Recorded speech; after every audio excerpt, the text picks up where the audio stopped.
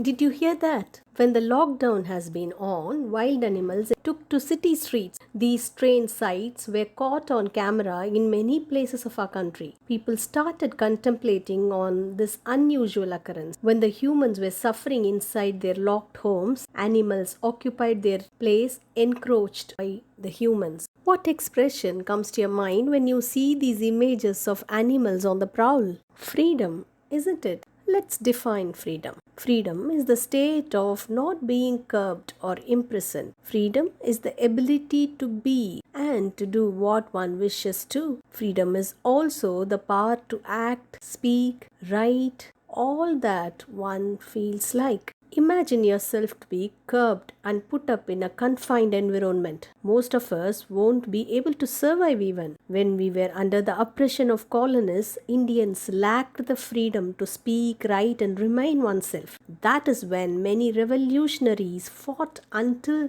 they could help us see the day of free expression and all rights fundamental. Let's consider the plight of these animals behind the bars. Humans are put behind the bars only for committing crimes. What crime of theirs has put them behind this bar? Can we imagine ourselves in cages for life? Impossible. Our poem today is precisely about a tiger inside the cage of a zoo. How bad would it feel for an animal who has no matches in the wild to remain in the cage for life? A Tiger in the Zoo by Leslie Norris. Let's know the poet. George Leslie Norris, 21 May 1921 to 6 April 2006, was a Welsh poet. He had specialized in poems and short stories. His well-known works include Finding Gold, The Loud Winder, Ransoms, Mountains, Polkas, Peasants, Sliding, The Girl from Cardigan, Norris Ark, the collected poems, the collected stories of Leslie Norris, Holy Places, and so on. The poem we are going to read and analyze presently is A Tiger in the Zoo, which was written in the year 1938. He was bestowed with a number of awards such as Clomondeley Poetry Prize, David Hingham Memorial Prize, Catherine Mansfield Memorial Award, the AML Award for Poetry, Welsh Arts Council Senior Fiction Award, and so on. The poem has stanzas with two juxtaposed ideas, tiger in captivity and tiger in the wild. The stanzas have been segregated for our convenience with this idea in mind. Stanzas marked with red arrows in the following slide signify tiger's plight in captivity, and the green arrows signify what tigers would have been doing if they were free. The use of should proposes the idea of supposition, a reality that has not been. Let's read. He stalks his vivid stripes, the few steps of his cage, on pads of velvet quiet in his quiet rage. He should be lurking in shadow, sliding through long grass, near the water hole where plump deer pass. He should be snarling around houses at the jungle's edge, baring his white fangs, his claws, terrorizing the village. But he is locked in a concrete cell, his strength behind bars, stalking the length of his cage, ignoring visitors. He hears the last voice at night, the patrolling cars, and stares with his brilliant eyes at the brilliant stars. If you notice clearly, each of the stanzas are one thought expressed in a single stroke, put across four lines as individual ideas. This technique is called enjambment. This ensures an unrestricted thought flow and introduces a descriptive element to the poetry.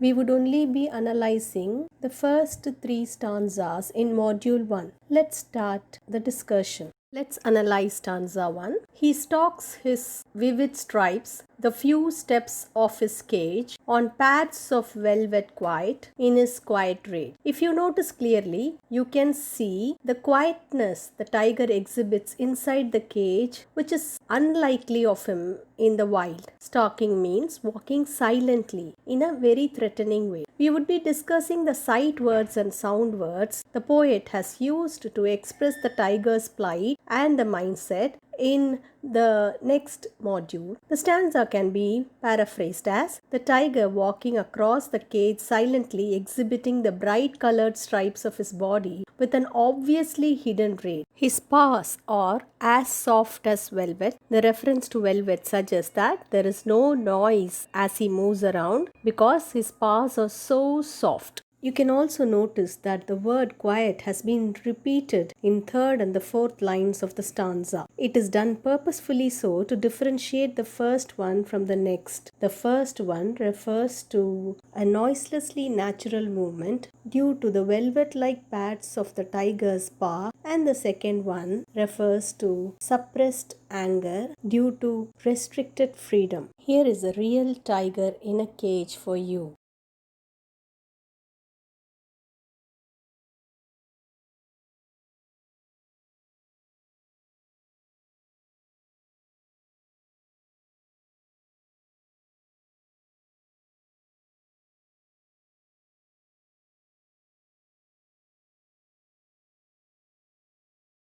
Though the thought string appears to be a very simple one, it involves a number of poetic devices. The first and the foremost is metonymy. Metonymy is the use of quality associated with one thing to represent the thing itself. Here, the vivid stripes represent the body of the tiger itself. The second device is imagery. The visual image of a tiger stalking across the cage noiselessly exhibiting his rage is quite descriptive, striking, and enriching. The next device is metaphor. There is an obvious reversal in order of words. It should have been written as quiet velvet. The poet's liberty to reverse word orders in order to suit the rhyme scheme is called poetic license. The expression velvet quiet is a reference to the tiger's soft paws. They are compared implicitly to velvet. An implicit comparison, as you all know already, is a metaphor.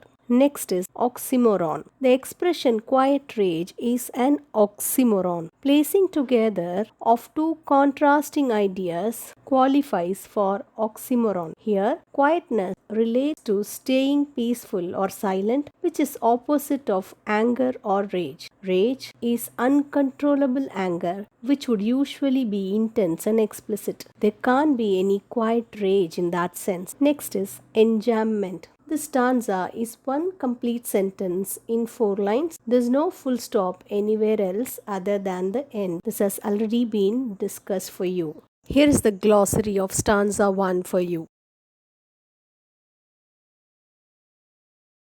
Let's move on to stanzas 2 and 3, where the poet describes what the tiger would suppose to be doing when he is free and wild. In stanza 2, the poet says that the tiger would have been waiting for an ambush, hidden and moving effortlessly near the water point where animals like deer come for drinking water. The poet imagines that a well-rounded healthy prey coming to drink water where the tiger would have been hiding. In stanza 3, he assumes that he should have been growling at the houses at the border of the jungle, showing his weaponous teeth and claws, causing fear among the villagers. These are what ifs of tiger being free to do what he wants. You can watch the tigers near the water hole, roaring at the villagers and slithering to catch a prey in the following video.